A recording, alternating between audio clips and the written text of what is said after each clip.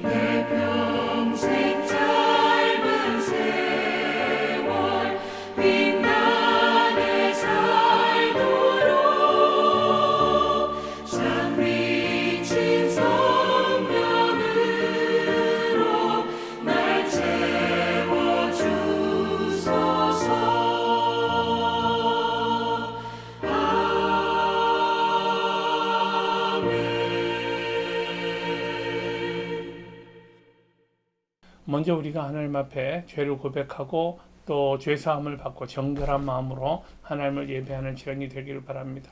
저와 함께 기도하시고 후에는 침묵으로 각각 자기의 은밀한 죄를 하나님 앞에 고하겠습니다. 기도하십시다. 전능하신 하나님 아버지, 자비로우신 주님, 우린 주님이 무엇을 원하시는지 알면서도 주님 뜻대로 사는 데에 실패했습니다. 해야 할 일을 하지 않았습니다. 주님 사랑하는 일을 게을리하였습니다. 주님이 주신 것들을 혼자서 누리며 이웃들에게 주의 은혜를 나누지 않았습니다. 말로만 사랑하였습니다. 도움이 필요한 이웃들을 돌아보지 않았습니다. 고통 중에 있는 사람들에게 무심하였습니다. 주님 또 우리는 하지 말아야 할 일을 했습니다. 교만한 마음을 품었습니다. 나를 자랑하였습니다. 이웃에게 말로 행위로 내 마음의 생각으로 상처를 주었습니다. 거짓을 말하였습니다. 내게 주신 은혜에 불평하였습니다. 주님, 저의 어리석음을 용서하여 주옵소서. 마음으로는 선을 행하기 원하지만 번번이 육신 앞에 무릎 꿇고 실패하고 마는 우리의 미련함을 용서하여 주옵소서. 죄의 충동 앞에 무너지는 우리의 약함을 용서하여 주옵소서. 주의 은혜로 우리가 깨끗하게 되고 하늘의 것에 소망을 두는 성도의 삶을 회복하게 하여 주옵소서. 이제는 우리가 남들이 알지 못하는 은밀한 죄악들을 하나님 앞에 침묵으로 고백합니다.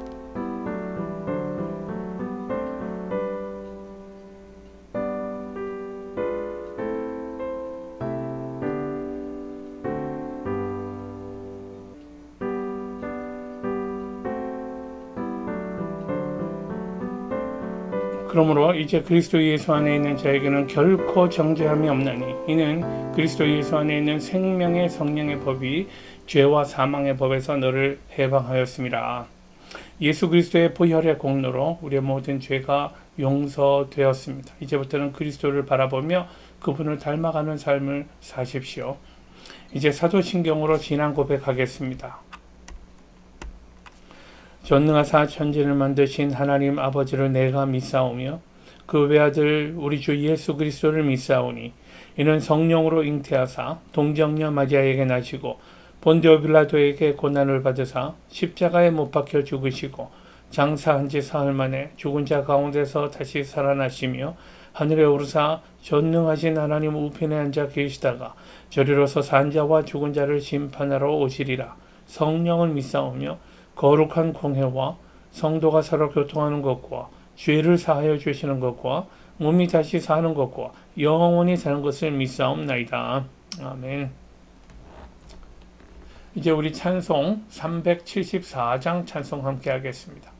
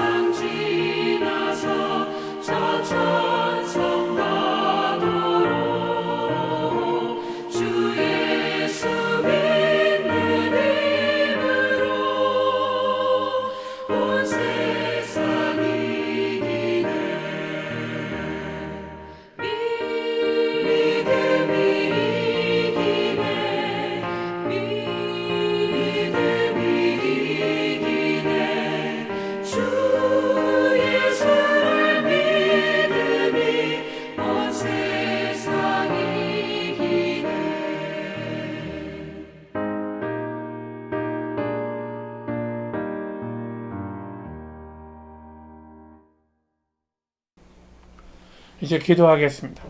전능하신 하나님, 우리를 예배 자리로 인도하시고 우리로 하여금 우리 인생의 주님 되시는 성삼위 하나님께 정성을 다한 예배 드릴 수 있게 하시니 감사합니다. 이제 우리에게 말씀하여 주셔서 하나님의 뜻을 깨닫는 시간 되게 하여 주옵소서. 우리의 허물들을 돌아보며 또 우리가 주님 뜻대로 살지 못했던 것들을 하나하나 돌아보며 하나님의 간절한 기대대로 다시금 살기 원하는 새로운 결단과 헌신도 우리 안에 허락하여 주옵소서. 성령께서 도우셔서 선포되는 말씀들 우리가 마음에 잘 새기고 말씀대로 살아갈 수 있도록 축복하여 주옵소서. 예수 그리스도의 이름으로 기도하옵나이다. 아멘. 우리에게 주신 하나님의 말씀은 신약성경 마태복음 5장 1절부터 12절까지 말씀입니다. 마태복음 5장 1절부터 12절까지 말씀 제가 봉독합니다.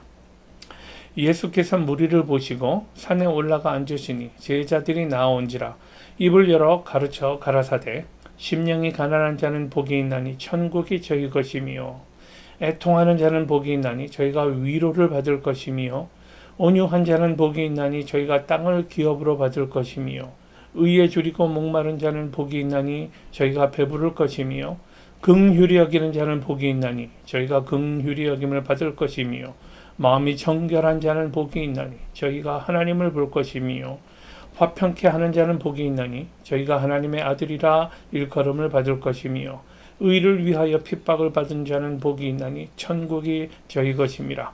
나를 인하여 너희를 욕하고 핍박하고 거짓으로 너희를 거스려 모든 악한 말을 할 때에는 너희에게 복이 있나니 기뻐하고 즐거워하라. 하늘에서 너희의 상이 큼이라. 너희 전에 있던 선지자들을 이같이 핍박하였느니라. 아멘. 마태복음 5장부터 7장까지는 우리 복음서 중에서도 예수님의 설교가 기록되어 있는 대단히 특별한 부분입니다. 그래서 우리는 이 부분을 산상설교라고 부릅니다. 말 그대로 산 위에서 행하신 설교라는 뜻입니다. 우리는 복음서들을 통해서 혹은 성경의 곳곳에서 우리 예수님의 단편적인 가르침들을 발견합니다마는 산상설교는 예수님이 제자들을 향해서 육성으로 남기신 설교라는 점에서 또 주의 백성들을 향한 우리 주님의 기대와 의도를 분명하게 발견할 수 있는 대단히 중요하고 또 의미 있는 그런 부분이다 라고 말씀드릴 수 있습니다. 우리 주님께서 마태복음 6장에서 가르쳐 주신 주기도도 산상설교의 한 부분이지요. 그만큼 중요한 교훈들이 집약되어 있는 장입니다. 그러므로 산상설교를 간단히 정의하면 하나님 나라를 이 땅 위에 이루어갈 수 있도록 하기 위해서 주의 백성된 우리가 어떻게 살아야 할 것인가?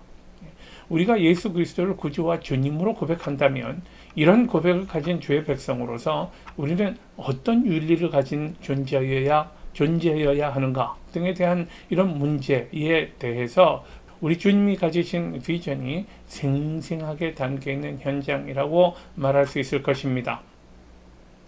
여러분, 우리가 성도라면 하나님을 알지 못하는 다른 사람들과는 확연하게 차별화되는 그런 부분이 우리 삶 가운데 있어야 하지 않겠는가 생각합니다. 무도한 사람들과 똑같은 인생을 살면서 말로만 주여 주여 한다면 참으로 어리석은 자들이고 또 허무한 자들입니다. 그런 인생이 되어서는 안 됩니다. 그런 의미에서 산상설교는 우리가 더욱 진지하게 공부하고 배워가야 할 우리 주님의 간절한 그런 교훈의 말씀입니다. 그래서 전 앞으로 당분간 산상설교를 강해해 가려고 합니다. 오늘 말씀은 특별히 산상설교 중에서도 팔복에 관한 말씀입니다. 앞으로 팔복도 하나하나 한 가지씩 풀어서 우리가 말씀을 배우려고 합니다. 산상설교는 예수님께서 직접 선포하신 설교라고 말씀드렸습니다.마는 그렇다면 그때 이 설교를 듣고 있던 사람들은 누구였는가를 우리가 먼저 정리하기를 원합니다. 이 설교의 대상은 누구였는가 말입니다. 이 설교를 듣고 있던 사람들, 주님께서는 어떤 사람을 염두에 두고 이 설교를 하셨는가요? 오늘 1절 말씀 보면 우리 사람들을 가리키는 두 단어가 등장합니다. 예수께서 무리를 보시고 산에 올라가 앉으시니 제자들이 나온지라. 말씀을 보면 무리들이 먼저 나오고요. 무리가 나오고 그 다음에 제자들이 나옵니다. 두 종류의 사람들이요. 그런데 우리 1절을 보면 이 1절에서 명확하게 가리키는 것은 이 설교를 들었던 사람들이 무리가 아니라 산 위에까지 예수님을 따라갔던 제자들이었다라는 점을 발견하게 됩니다. 무리란 도대체 무리 있는 어떤 사람을 가리킵니까? 예수님이 누구신지는 잘 모르지만 그러나 한번 볼 수는 있지 않겠는가? 한번 보고 싶다라는 정도의 태도를 가진 사람들을 총칭하는 말입니다. 의미 없는 다수의 그 무리들이요, 다수의 군중을 가리키는 말입니다. 반면에 제자는 구체적으로 스승의 가르침을 배우고 스승의 발걸음을 따르기로 결단하고 헌신하는 사람을 가리키는 말입니다. 산상설교는 예수님이 당신을 따라다니던 모든 사람을 향해서 하셨던 말씀이 아니라 예수님께서 직접 픽업하시고 또 예수님이 훈련시키셨던 12명의 제자들을 상대로 선포하신 말씀입니다. 예수 그리스도의 제자로 살기로 결단한 사람들에게 주셨던 설교인 까닭에 대단히 도덕적이고 높은 수준의 윤리를 또는 높은 수준의 경건을 요구하는 내용으로 되어 있습니다. 우리가 흔히 구원받는 교리에 대해서 말할 때 우리는 오직 믿음으로 구원 얻는 것에 대해서 강조합니다. 이신칭의의 교리 혹은 이신득의라고도 하는 교리입니다. 다른 아무것도 필요 없고 오직 믿음만 있으면, 예수 그리스도를 구주와 주님으로 믿는 이 믿음만 있으면 그것이 우리의 의로 인정되고 우리는 그 믿음으로 넉넉히 구원을 얻는다는 이런 교리입니다. 그러므로 한번 우리 믿음으로 구원을 얻은 거니까 다시는 회개가 필요치 않다라고 생각하는 사람들도 있습니다. 구원받은 후의 생활이 어떠하든지 간에 우리의 구원은 견고하다라고 믿는 사람들도 있습니다. 그러나 이런 생각은 반만 맞습니다. 먼저 믿음으로 구원 얻는다라는 믿음은 성경이 가르치는 교훈입니다. 그러나 내가 믿는다라고 하는 고백이 여러분 거짓일 수도 있고 위선일 수도 있다는 점에서 우린 스스로를 대단히 진지하게 점검해야 할 필요가 있습니다. 여러분, 구원받은 믿음은 반드시 열매를 맺게 마련입니다. 예수님 하신 말씀 기억하십니까? 좋은 나무에서 좋은 열매를 얻는다 라고 말씀하십니다. 열매로 그 나무를 판별할 수 있습니다. 믿는 사람에게는 구원의 열매가 삶에서 나타나게 되어 있습니다. 생활이 엉터리이고 남에게 고통을 안기고 사람들과 불화하고 모든 종류의 악행을 일삼으면서도 내게는 믿음이 있노라 라고 주장한다면 그것은 그의 착각일 뿐입니다. 그의 열매가 그의 주장을 뒷받침하지 못합니다. 구원받은 사람의 가장 현저한 특징은 한편 감사와 찬양일 것입니다. 전혀 하나님의 사랑을 받을 만한 가치가 없는 인생인데도 불구하고 하나님의 놀라운 사랑을 받은 그 사랑의 결과로 나는 구원을 얻었다라는 이 사실을 아는 사람이라면 어떻게 감사하지 않을 수 있겠습니까? 어떻게 그가 찬양하지 않을 수 있겠습니까?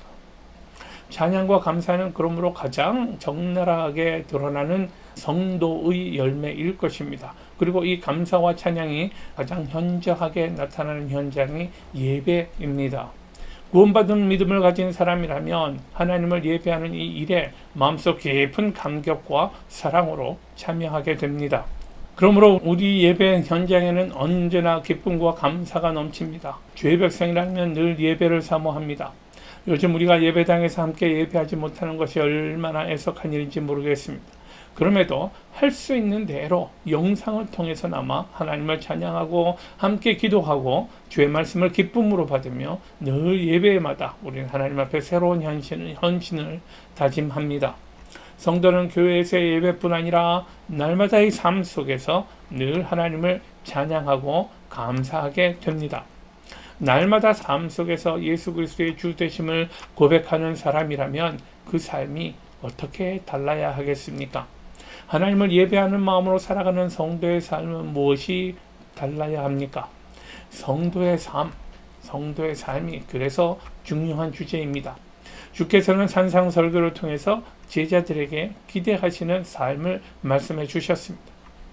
그런 의미에서 사람들은 산상설교야말로 천국의 대헌장이다 라고도 하고 신구약 메시지의 요약이다 라고도 합니다. 또는 기독교적인 삶의 핵심이라고도 설명을 합니다. 제가 보기에는 산상설교는 제자로 살기로 결단한 사람들에게 주시는 천국 백성의 윤리강령 정도로 설명할 수 있지 않겠나 생각합니다. 그런데 우리가 산상설교를 읽어가면서 처음 받는 인상은 과연 인간이 정말 이렇게 살 수 있는가? 라는 질문입니다. 이렇게 사는 일이 가능한가? 나에게 손해를 끼친 사람들 같이도 사랑하는 일이 가능한가? 이렇게 사는 일이 가능한가? 라는 질문입니다. 마치 너무나 아름다운 그림을 보는 것 같은 느낌입니다. 모두 맞는 말씀이고 지당합니다. 그러나 우리가 삶 속에서 적용하기에는 너무 어려운 명령이라는 회의가 듭니다. 이것은 인간의 한계를 넘어서는 문제다. 인간이 어떻게 이렇게 살 수 있단 말인가? 예수님은 인간의 감정을 무시하고 우리가 그림 같은 삶을 살기 원하시는가? 예수님은 이렇게 말씀하신다 해도 나는 그렇게 살지 못한다 라고 생각하는 태도가 우리에게 있습니다. 그러나 이런 부정적인 태도는 개인적인 성장에도 문제가 되고 공동체의 삶을 위해서도 도움이 되지 않습니다. 인간에게 한계가 있는데 어떻게 성경대로 하라는 대로 다 살 수 있습니까? 라는 회의가 어디에서 온다고 생각하십니까? 믿음이 작은 데서 오는 부정적인 태도입니다. 그리고 우리가 자꾸 이렇게 소극적으로 부정적으로 생각하고 말씀대로 살지 않겠다고 결정할 때에 제일 기뻐할 존재가 누구이겠습니까? 우리의 에너미, 사탄입니다. 우리가 주님 기뻐하신 일보다 사탄이 기뻐하는 일을 했어야 되겠습니까? 주님께서 우리에게 하라고 명령하신 일이라면 그 명령대로 살 수 있도록 주께서는 우리에게 은혜도 주시고 그럴 수 있도록 우리를 도와주십니다. 하나님은 하게 하시는데 우리가 가만 앉아서 저는 그렇게 못합니다 라고 못해요 라고 불평하고 있다면 그것은 옳지 않습니다. 우리는 말로는 전능하신 하나님이라고 고백하면서 삶 속에서는 실제로 하나님의 능력을 제한하고 있다면 그것도 옳지 않은 일입니다. 나를 변화시키시고 나를 통해 일하기 원하시는 하나님, 그 하나님의 능력을 우리가 꼼짝 않고 앉아서 여기까지는 되는데 더 이상은 곤란해요. 할 수 없어요. 라고 말한다면 이런 태도의 본질은 신앙의 문제입니다. 신앙의 문제. 철학자로서 무신론자였던 니체는 내가 예수를 믿을 필요가 없다고 말하는 이유를 아는가? 그것은 예수 믿는 사람들의 삶에서 아무런 기쁨도 발견하지 못했기 때문이다 라고 말합니다. 이렇게 무기력한 그리스도인들은 하나님의 영광을 가질 뿐 아니라 전도의 문을 가로막기까지 하는 존재일 뿐입니다. 성경은 우리가 예수를 믿고 난 다음에 변화가 얼마나 근본적인가 라는 점에 대해서 이렇게 말하고 있습니다. 고린도후서 5장 말씀.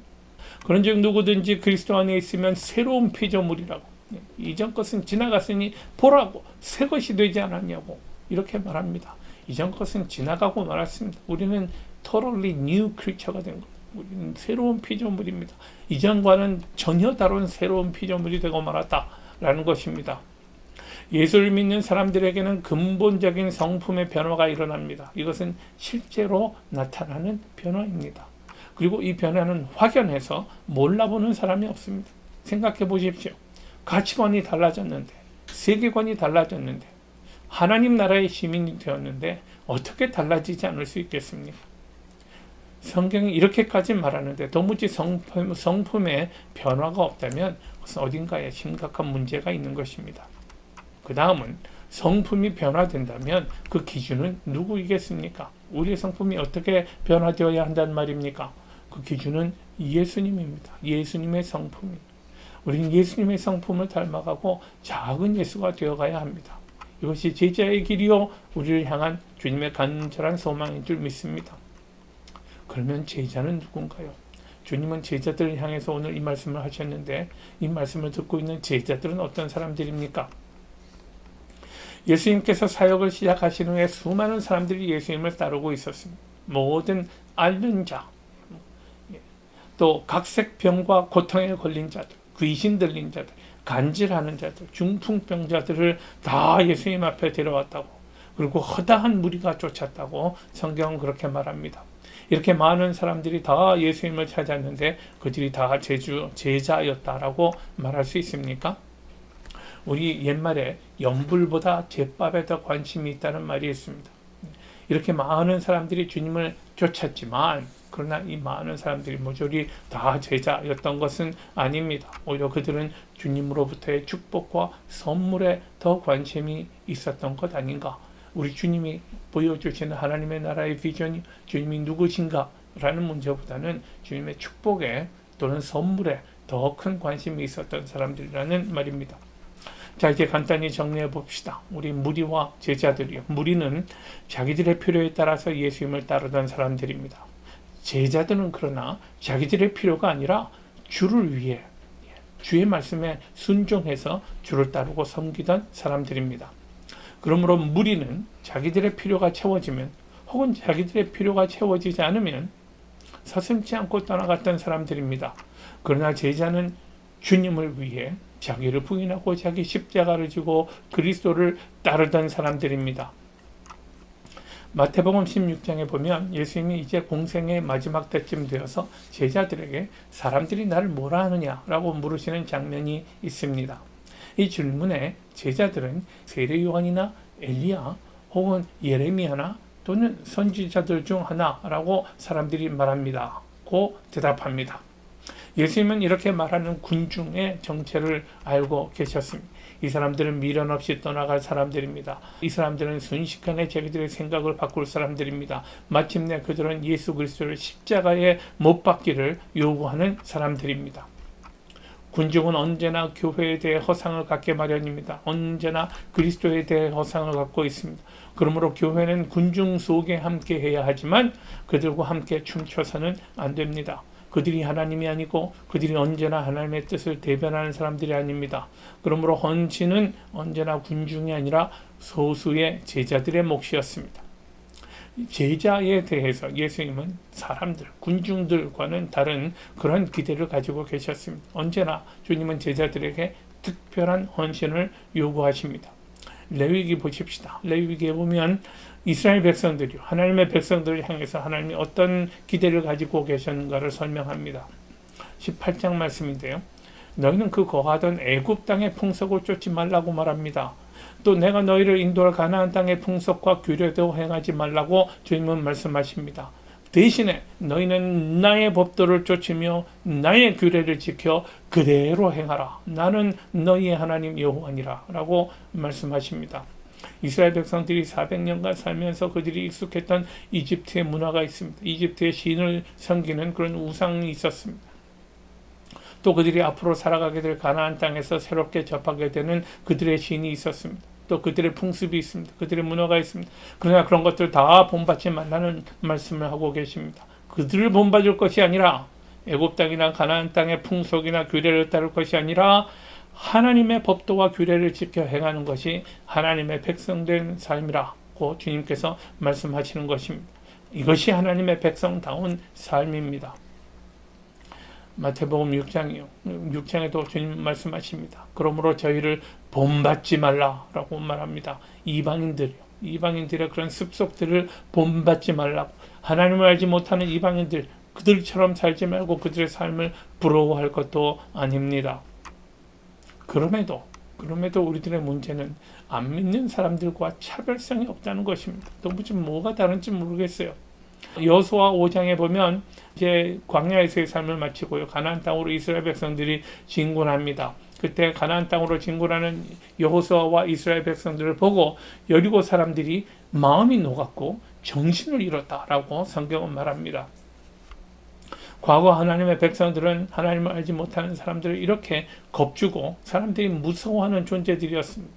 그러나 지금 우리들은 오히려 그 반대인 경우가 너무나 많기 때문에 문제입니다. 초대교회 사람들은 세상을 변화시키는 사람들이었습니다. 우리 믿음의 선조들은 죽음의 위협 앞에서도 복음의 횃불을 높이 들었던 사람들입니다. 그러나 오늘날 우리는 너무나 나약한 신앙생활을 하고 있습니다. 무기력한 신앙생활을 하고 있지 않습니까? 예수님은 제자들에게 근본적인 변화가 있기를 기대하셨습니다. 제자들은 대체로 당시 예수님의 제자들을 보십시다. 그들은 대체로 갈릴리 출신의 시골 사람들이었습니다. 그다지 학문이 많은 사람들도 아니었고요. 또 남부러울 것 없는 사람들 절대로 아니었습니다. 그러나 주님은 이 사람들에게 이렇게 명령하십니다. 마태복음 28장에 나와 있는 대사명 말씀입니다. 우리 주님은 그들에게 이렇게 말씀하십니다. 그러므로 너희는 가서 모든 족속으로 제자를 삼아 아버지와 아들과 성령의 이름으로 세례를 주고 내가 너에게 분부한 모든 것을 가르쳐 지키게 하라. 볼지어다 내가 세상 끝날까지 너희와 항상 함께 있으리라. 배운 것도 없고 가진 것도 없는 제자들이 세상에 내세울 것이라고는 믿음 하나밖에 없었던 사람들인데 주님은 이 소수의 사람들에게 온 세상을 상대로 복음을 전하라 라는 명령을 주셨습니다. 결국 몇 안 되는 이 사람들이 주의 말씀대로 마침내 세상을 바꿔놓고 말았지 않습니까? 인류사의 방향을 바꾸어 놓을 사람들, 하나님 나라의 비전을 위해 삶을 던질 사람들, 이런 사람들이 제자였습니다. 이것이 예수께서 굳이 무리를 떠나 산으로 올라가서 설교하셨던 이유였습니다. 고난이 있고 고통이 따를지라도 주를 따르겠습니다. 고난이 있고 고통이 있을지라도 저는 주를 따르겠습니다. 이런 결단이 있는 사람들이 산 위에까지 올라갔을 것입니다.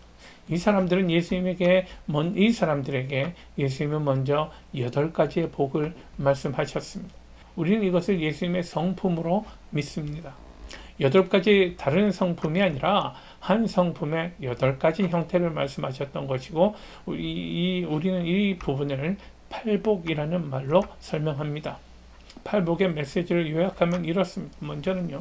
제자의 삶이 어떤 삶인가? 이것은 곧 예수님을 따르는 삶이고 예수님을 따라 산다는 것은 본질적으로는 율법을 완성하는 삶이다 라는 말씀입니다.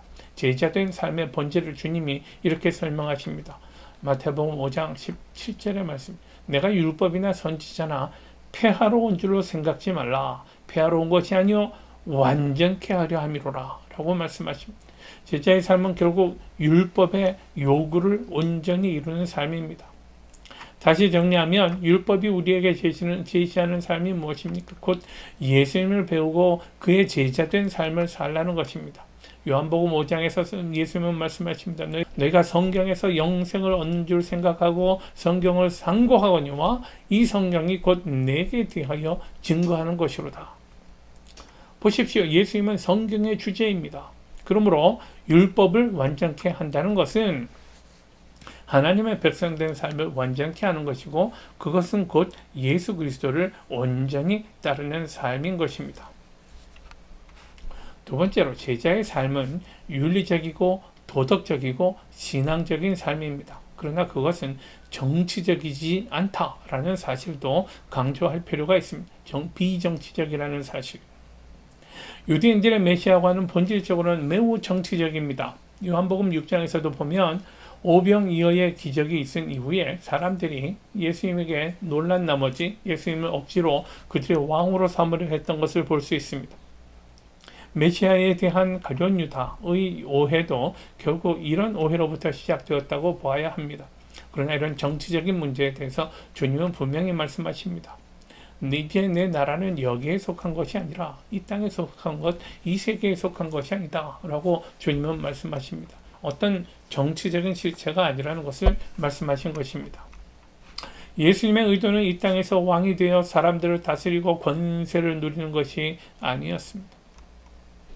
세 번째로요. 믿음의 문제를 좀 보십시다. 하고 못하고 우리는 할 수 있습니다. 혹은 우리는 하지 못합니다. 라고 말합니다만 이런 것들은 결국은 믿음의 문제라는 사실을 우리가 기억해야 할 필요가 있습니다. 후에 마태복음 14장에 보면 베드로가 물 위를 걷는 일이 기록되어 있습니다. 이것은 명백히 인간의 능력으로는 불가능한 일입니다.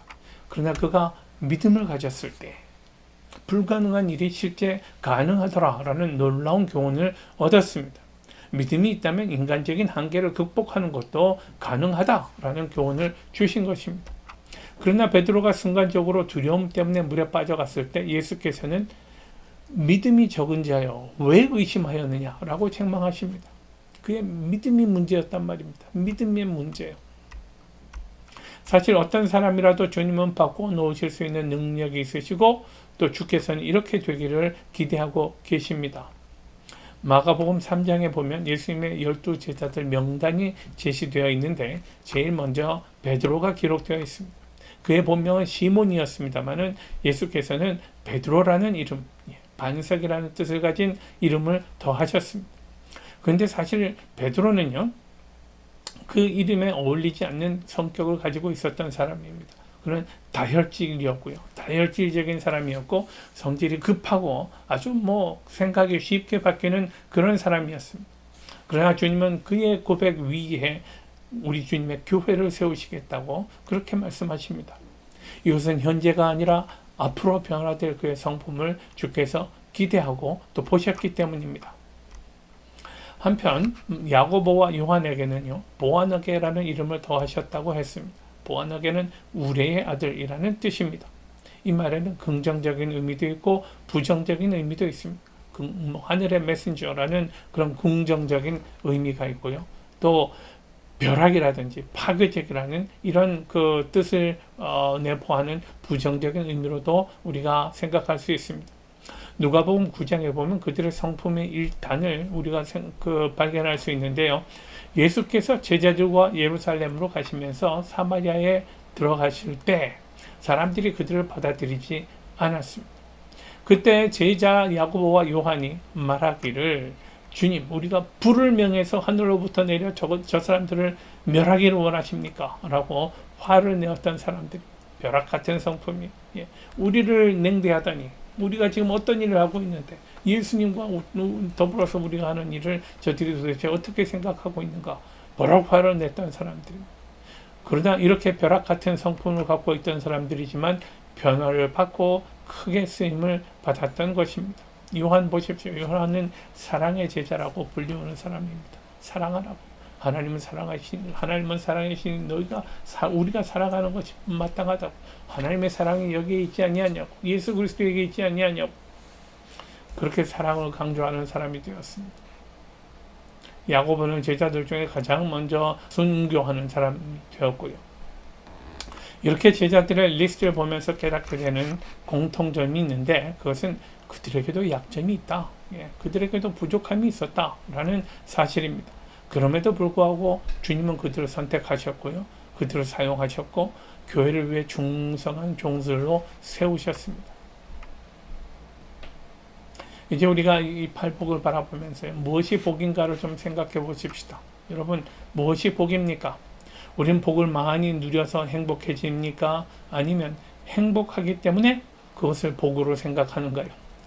성격이 행복에 미치는 영향에 대해서 심리학자들은요, 행복을 느끼는지, 쉽게 잘 느끼는지, 혹은 느끼지 못하는지에 영향을 주는 첫째 요인으로 성격을 꼽습니다. 성격이요.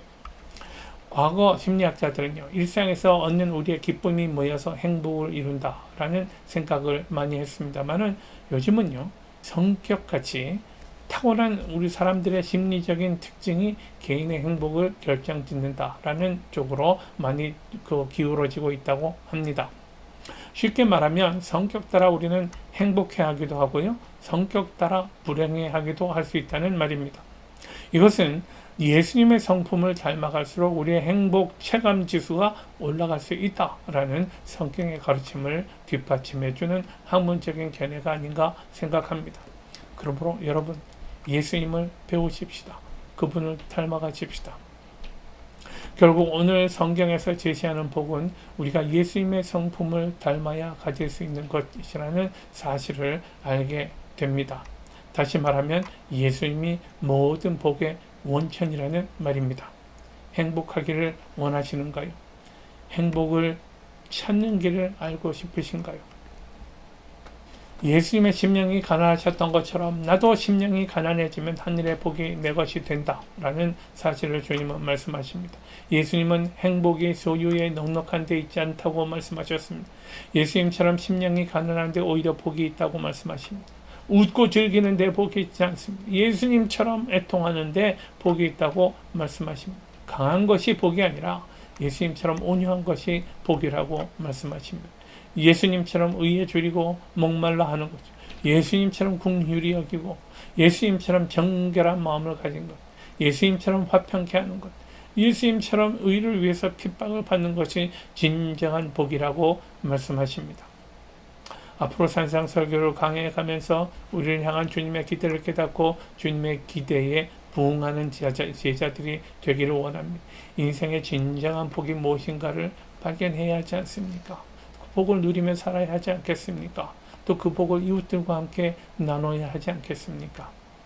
우리를 향한 주님의 소망대로 살 때 우리가 하늘의 복을 누리는 존재가 되고 또 이웃들에게도 이 복을 나누는 그런 존재가 될 수 있을 줄 믿습니다. 우리 모두에게 주시는 이 초대의 말씀 우리가 감사함으로 응답하면서 아멘 하며 우리 주님을 닮아가는 그런 귀한 복이 있기를 축원합니다. 기도하십시다. 전능하신 하나님, 오늘도 우리에게 말씀하여 주시니 감사합니다. 선포하신 말씀대로 살아가기를 원합니다. 우리가 무엇보다도 우리 주님의 성품을 닮아갈 수 있도록 인도하여 주옵소서. 우리 주님을 닮아가는 것이 우리 인생의 진정한 복이고 우리 인생의 소망인 것을 깨달아 알도록 축복하여 주옵소서. 이제는 우리 주님 예수 그리스도의 은혜와 우리 하나님 아버지의 극진한 사랑과 성령님의 충만한 동행하심이 오늘 거룩한 주의 날 주님 앞에 모여서 몸과 마음을 다해 우리 주님 앞에 정성을 드리고 하나님을 기쁘시게 하는 예배를 올린 모든 주의 백성들과 우리들의 가정과 자녀들 위해 또 우리 주님 허락하신 우리들의 일터 위에 우리 주님 피로 값주고 사신 몸된 교회 위에 이제로부터 영원까지 항상 함께할 것을 간절히 축원하옵나이다. 아멘.